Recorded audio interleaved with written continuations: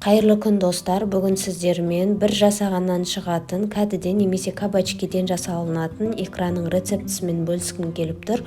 Бұл икра өте дәмді болып шығады, жасап көруге кеңес беремін.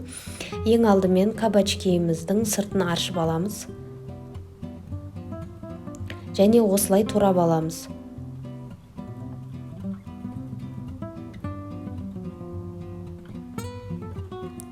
Осындай пешіміздің противіне саламыз.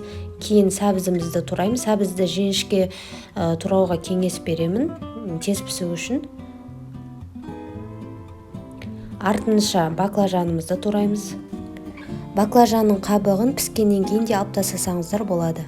Одан кейін қызанағымызды,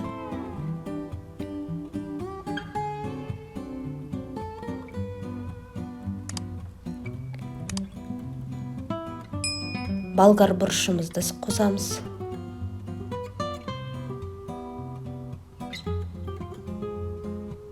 Пияз. Қатты майдалаудың қажеті жоқ. Пиязды осындай видеода көрсетілгендей қылып турасаңыздар жеткілікті.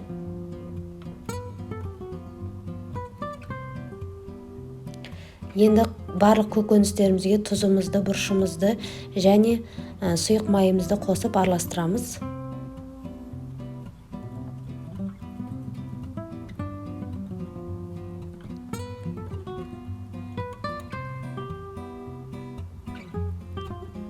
«180 градусқа 1 сағатқа қоямыз. Неге біздің көкөністеріміз пісті, енді бұны блендермен езетін боламыз. Жасалу өте жеңіл, ешқандай қиындығы жоқ.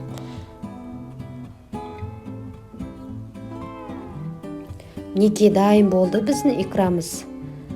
Ыдысымызға салып бірден ұсынсаңыздар болады, немесе егер банка жабатын болсаңыздар тағы да қайнатып алып, банкаларыңызды стерилизовать етіп құйсаңыздар болады.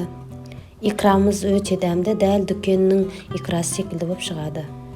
Сіздерге ұсынылатын арнамны видео рецепттері уақытыңызды алмайтындай, әрі бір жасағаннан шығатындай түсінікті деп ойлаймын. Арнаға тіркелуді ұмытпаңыздар. Келесі жаңа рецепттерде жүздескенше.